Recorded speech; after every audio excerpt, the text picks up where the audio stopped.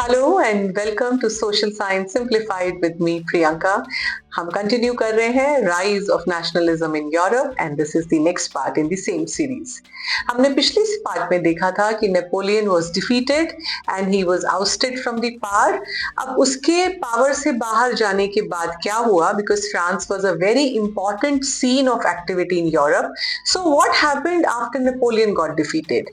After Napoleon got defeated, an event took place. What was the name of that event? The name of that event was Congress of Vienna.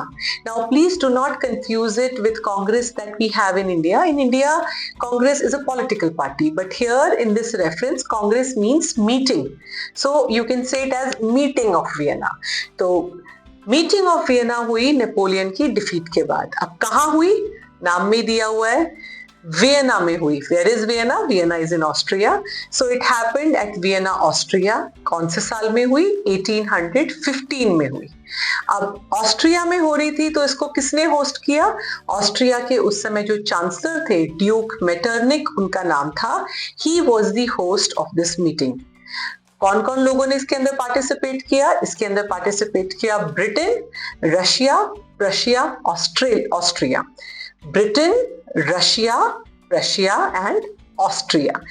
Why specifically these four powers? Because these were the powers which defeated Napoleon. तो MCQ में आपको आ जाए अगर नीचे, which of the following was not a power which was part of Congress of Vienna, वो answer करने के लिए you need to know which were the powers who were part of Congress of Vienna, and they were Britain, Russia, Prussia, Austria. Britain के syllables अलग हैं, Russia, Prussia, Austria एक जैसे लगते हैं, तो very easy to remember, 4 of them. और what was the aim of this meeting? Why was it conducted? It was conducted to redraw the map of French kingdom. अब देखिए, नेपोलियन हार गया था, तो नेपोलियन के हारने के बाद जो उसका इतना बड़ा किंगडम था, उसका क्या किया जाए? जो लोग विक्टोरियस हैं वो उसका किंगडम तो आपस में बांटेंगे ना, जिसको उन्होंने हरा दिया। तो the aim was to redraw the map of Europe.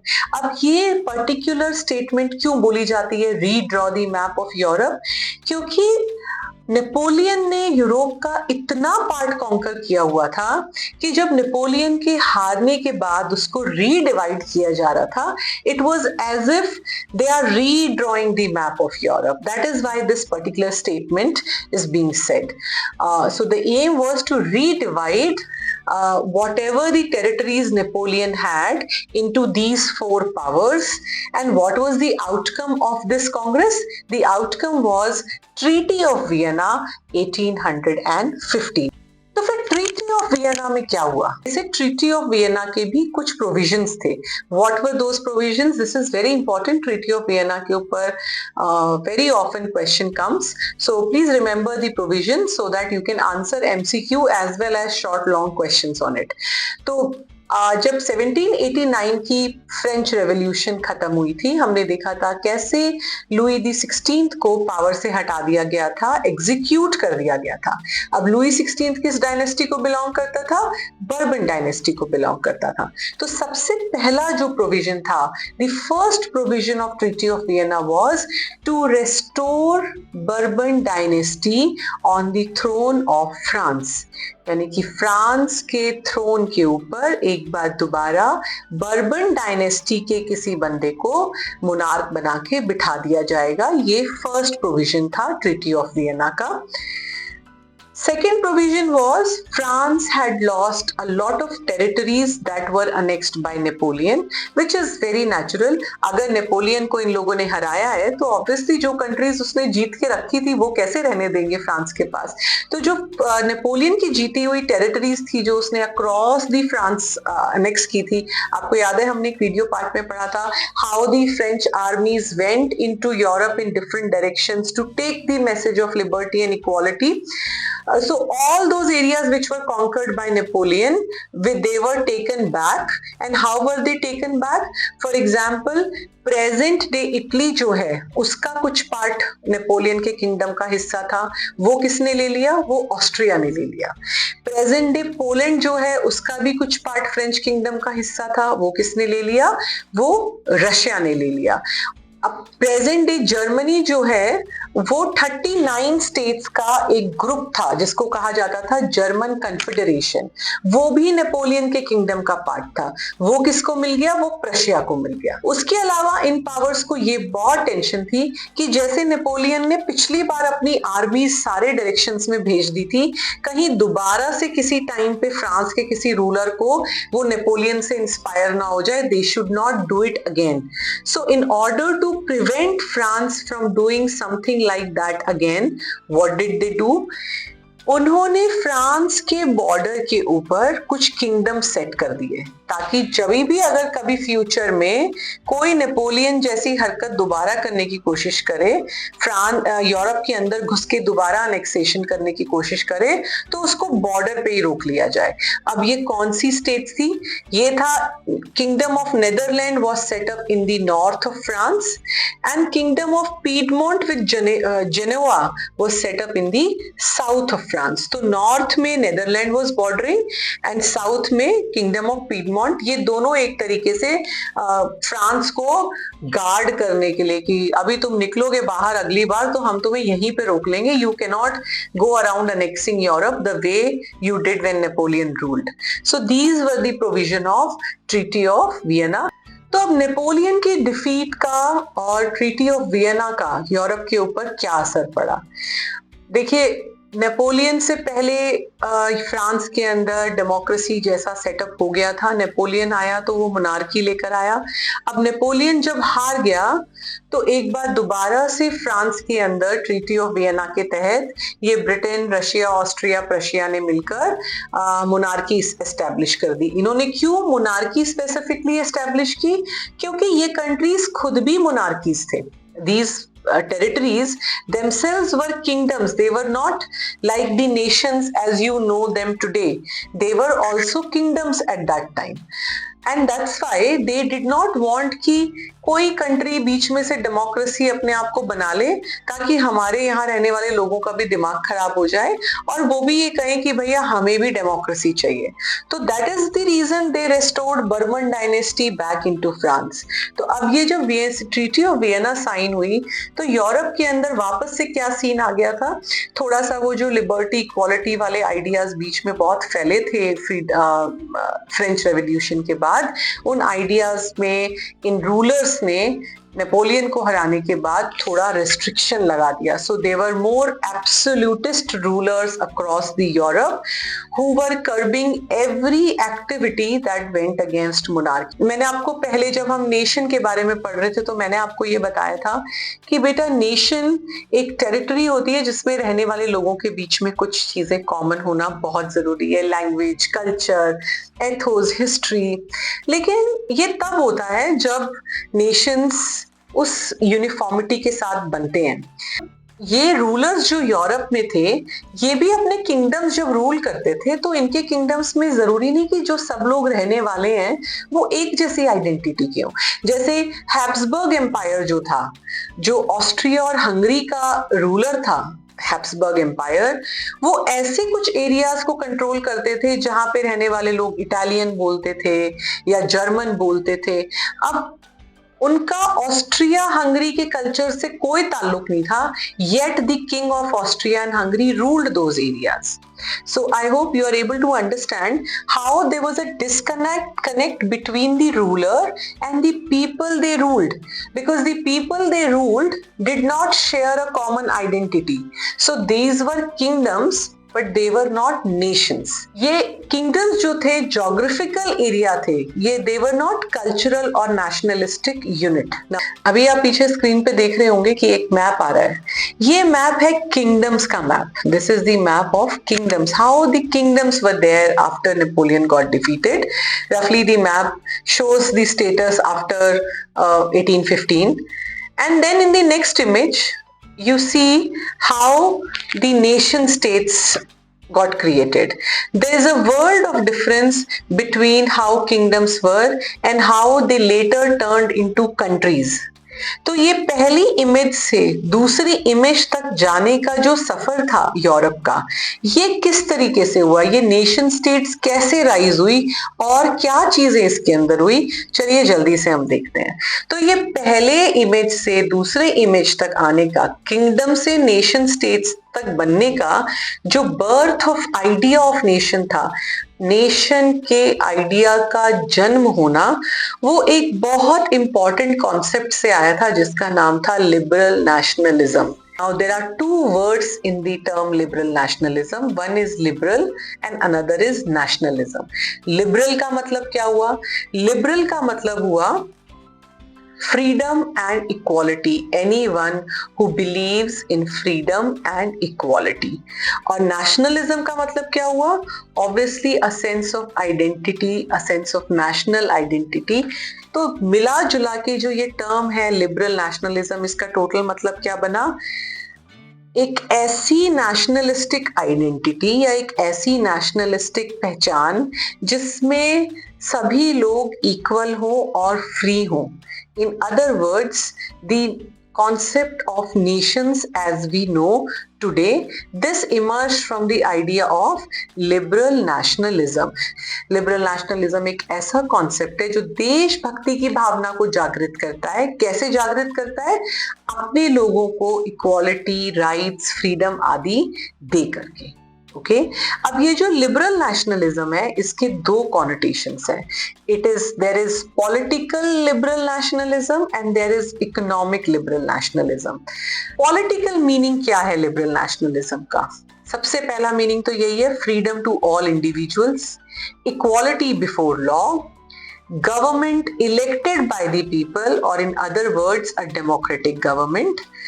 Government must function through parliament. ये क्या हुआ? Meaning of liberal nationalism in political sense. अब देखते हैं meaning of liberal nationalism in economic sense. आर्थिक रूप में क्या मतलब है इसका?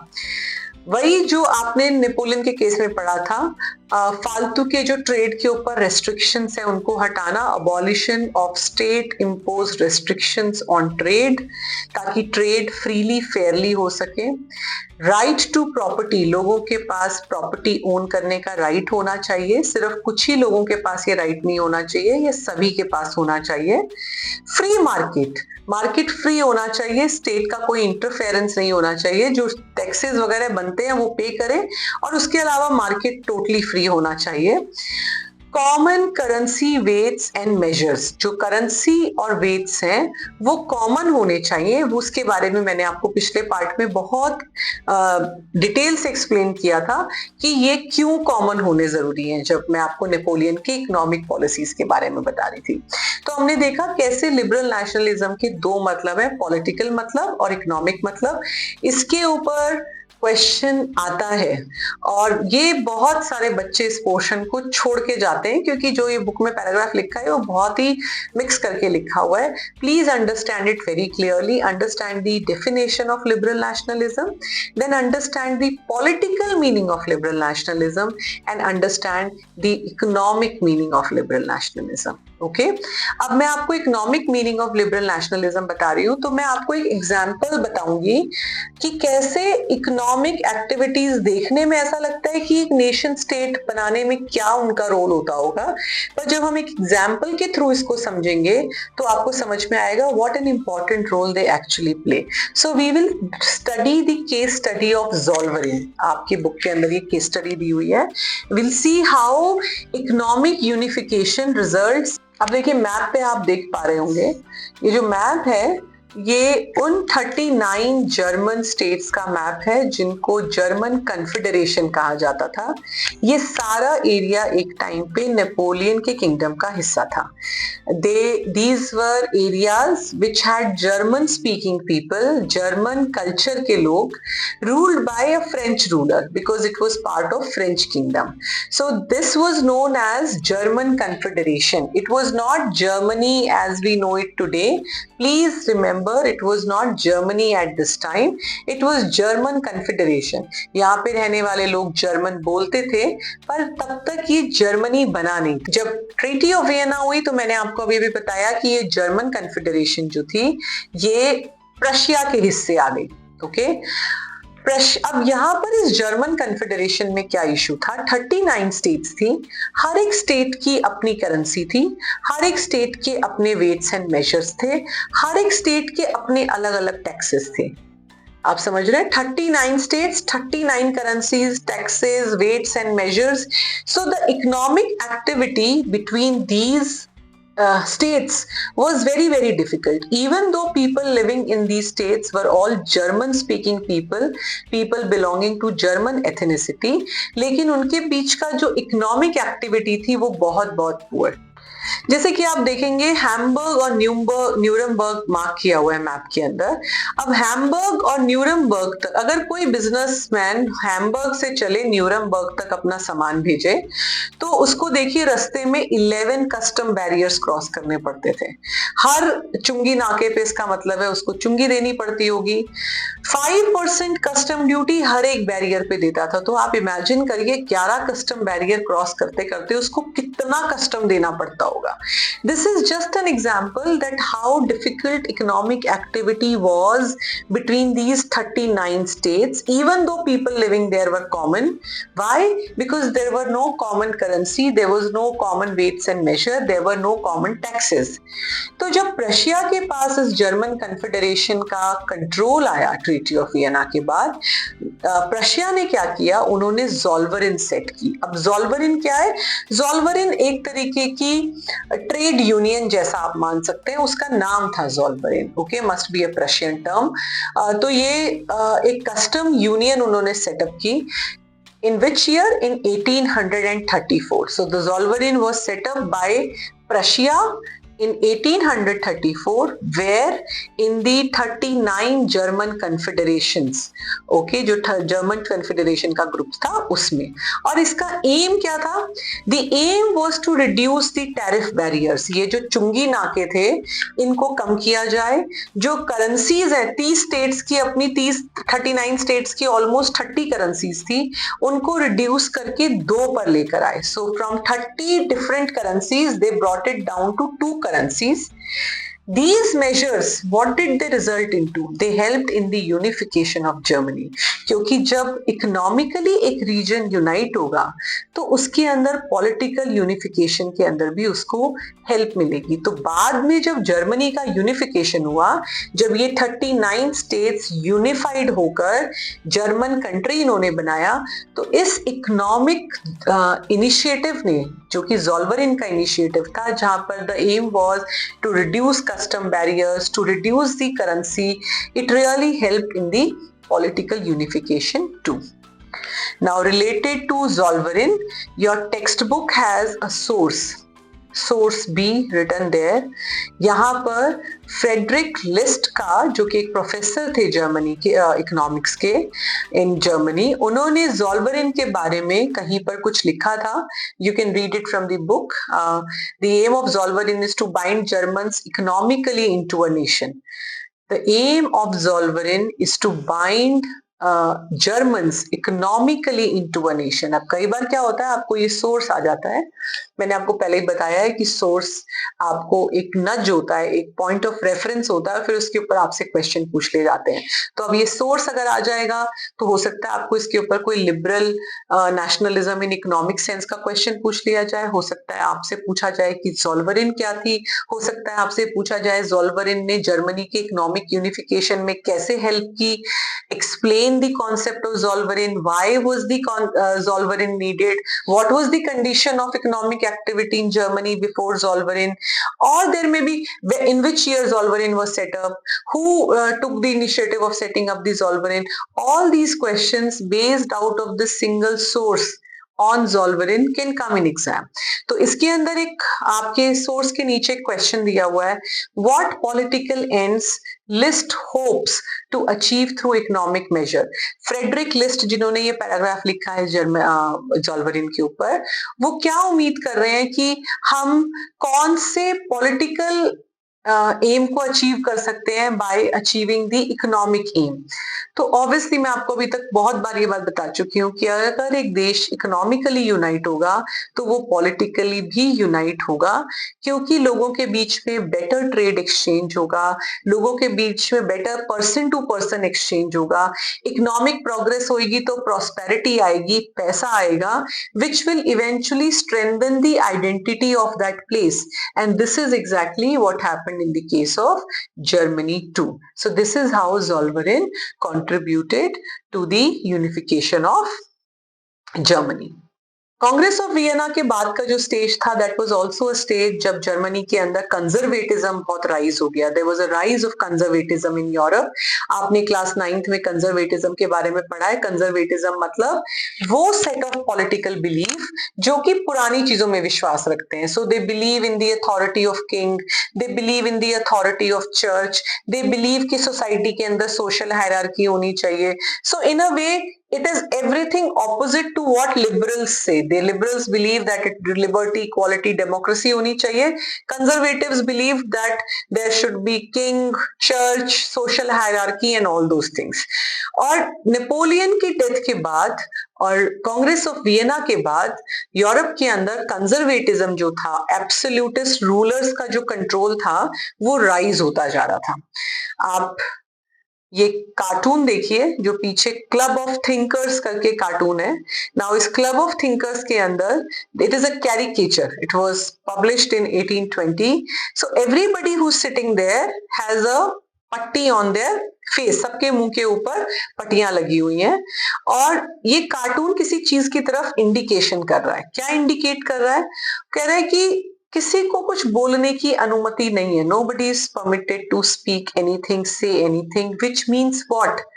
That there was autocratic governments, उनको कोई भी क्रिटिसाइज नहीं कर सकता, कोई फ्रीडम ऑफ स्पीच नहीं है, कोई फ्रीडम ऑफ प्रेस नहीं है, उनके अगेंस्ट न्यूज़पेपर्स या कहीं पर भी आप कुछ आर्टिकल नहीं लिख सकते और उन सब लोगों को पनिशमेंट मिलेगी जो इन रजीम्स को क्रिटिसाइज करेंगे। तो ये जो पिक्चर है ये इसी चीज को सिग्निफाई करती है। एक सरकास्टिक तरीके की पिक्चर है, क्लब ऑफ थिंकर्स की, सब थिंकर्स बैठे हुए हैं और देखिए नीचे लिखा हुआ है the board list the rules of the club, silence is the first commandment of this learned society, which is kind of a sarcasm कि how conservative regimes were, that you can not speak against them, you can not criticise them. और किसी भी तरीके से अगर किसी को ये लगता है कि वो बोलना चाहते हैं तो इस क्लब में आते ही उनके मुंह के ऊपर पट्टी लगा दी जाती है। तो this cartoon is symbolic of how the condition was in autocratic conservative regimes. तो अगर ये कार्टून आपको आता है और इसके ऊपर कोई भी रिमार्क आता है या कोई क्वेश्चन बेस्ड आता है तो आपके पॉइंट ऑफ रेफरेंस क्या होंगे? They talk about conservative regimes in Europe after Congress of Vienna, where people did not have freedom to speech, where there was no freedom of press, and where anybody who criticized the governments or the kings was put behind bars. अब क्योंकि इतना autocratic rule हो गया था उस समय Europe में, तो दोबारा से एक राइज ऑफ रेवोल्यूशनरीज हुआ, ऐसे क्रांतिकारी लोगों का राइज हुआ जो एक बार दोबारा लोगों को मोटिवेट करने लग गए for their civil rights, for their political rights. तो सीक्रेट सोसाइटीज एस्टेब्लिश होने लग गई, जैसे पहले जैकोबिन क्लब्स सेटअप हुए थे उसी तरीके से और सीक्रेट सोसाइटीज सेटअप होने लग गई। और ये सोसाइटीज किन आइडियाज को प्रचार करती थी? Liberty and equality, no to monarchy, राजाशाही नहीं होनी चाहिए और नेशन स्टेट्स बनने चाहिए, किंगडम्स नहीं होने चाहिए। तो ये secret societies were preaching these three things, equality, liberty, no to monarchy and that nation states should be set up instead of kingdoms. अब इन सब रेवोल्यूशनरीज में एक रेवोल्यूशनरी बड़े प्रोमिनेंट थे जिनके थॉट ने लोगों को बहुत इन्फ्लुएंस किया और बाद में इटली के यूनिफिकेशन के भी इनको एक तरीके से इनको आर्किटेक्ट माना जाता है, इटली के यूनिफिकेशन का, because he was the first person who gave the thought of nation state based on common identity. And who was he? He was Giuseppe Mazzini. He was an Italian. Giuseppe Mazzini जो थे वो एक Italian थे। इनका birth जो हुआ था Geneva में हुआ था 1807 में। He was sent into exile for his revolutionary activities when he was only 24. 24 साल की उम्र में इनको जेल भेज दिया गया था इनकी क्रांतिकारी हरकतों के कारण। और ये वो व्यक्ति हैं जिन्होंने इटली के यूनिफिकेशन को सबसे पहले प्रपोज किया था। इन्होंने कहा था that God wants nations to be natural units of mankind. How natural unit कि एक जगह पे रहने वाले लोग नेचुरल तरीके से कॉमन है, उनकी शक्लें कॉमन है, उनकी भाषा कॉमन है, उनका रहन सहन कॉमन है, खाना पीना कॉमन है। तो आप ये किसी ने इम्पोज नहीं किया है। This is how naturally from thousands और hundreds of years people have achieve that common identity. तो इसमें ये जो बाहर से राजा आके अपने अपने किंगडम्स का हमें हिस्सा बना लेते हैं, ये अनफेयर है। जो लोग जिस एरिया में रहते हैं, जिनके बीच में कॉमन आइडेंटिटी है, they should have their own nation and that nation should be governed by people from with in them. उन्हीं के बीच में से कुछ लोग निकले जो इलेक्शन लड़े, डेमोक्रेसी हो और वही उनको रूल करें। ये बाहर से आके जो किंगडम्स हमें जीत लेते हैं और हमें अपनी किंगडम का हिस्सा बना लेते हैं, this is not fair. That's what he said and he said that Italy should not be divided between. हम पढ़ेंगे जब इटली का यूनिफिकेशन तो आप देखेंगे कि एक छोटा सा इटालियन जो इटली का अभी का जो ज्योग्राफिकल एरिया है 7 डिफरेंट किंगडम्स के अंदर बटा हुआ था। So Giuseppe Mazzini was very critical of it that from top to bottom Italy is inhabited by people who speak Italian, who have common history, culture, everything. Yet हमारा जो पूरा जो टेरिटरी है उसको 7 अलग अलग किंगडम में डिवाइड किया हुआ है और अलग अलग जगह के राजा हमें रूल करते हैं। This is not fair. Italy should be one nation state. तो Giuseppe Mazzini was the first person who proposed the idea of unification of Italy और इन्होंने 2 सीक्रेट सोसाइटीज बनाई इन्हीं आइडियाज को प्रपोज करने के लिए, लिबर्टी इक्वालिटी के आइडियाज को और फर्दर प्रोपोगेट करने के लिए। एक थी जिसका नाम था Young Europe, this was set up in Berlin, and दूसरी थी Young Italy which was set up in Marseille. तो ये 2 secret societies, Young Europe and Young Italy, बहुत ही ज्यादा फेवरेट क्वेश्चन है एमसीक्यू के लिए ये। Young Europe and Young Italy, Young Europe in Bern and Young Italy in Marseille. Now, Jessup Mazzini was such a big revolutionary that he was called as the most dangerous enemy of our social order by Duke Metternich. Duke Metternich जो कि Austria के chancellor थे, उन्होंने Jessop माजिनी के लिए statement दी थी कि ये हमारे समाज का सबसे ज्यादा डेंजरस एनिमी है। अब आपको ये स्टेटमेंट आ जाती है, the most dangerous enemy of our social order. Which of the following was the most dangerous enemy of social order as per Duke Metternich? Who was called the most dangerous enemy of social order and why? So Jessup Mazzini was called the most dangerous enemy of social order by Duke Metternich. Why? Because the absolutist rulers did not like his revolutionary ideas of liberty and equality. वो उसको पसंद नहीं करते थे कि ये liberty equality की बातें क्यों कर रहा है। Why is he talking about abolishing kingdoms and setting up nation states? तो इसी के कारण उसको सोशल ऑर्डर का दुश्मन बोला जाता था कि अगर ये रहेगा, ये इसके आइडियाज अगर पॉपुलर हो गए तो जो हमारा सेटअप हुआ सिस्टम है इसमें गड़बड़ हो जाएगी। That's why he was called so. तो इसके ऊपर भी आपको क्वेश्चन आ जाता है। Giuseppe Mazzini is a very favourite portion of examination setters, तो इसको प्लीज अच्छे से पढ़ना। This is an important part.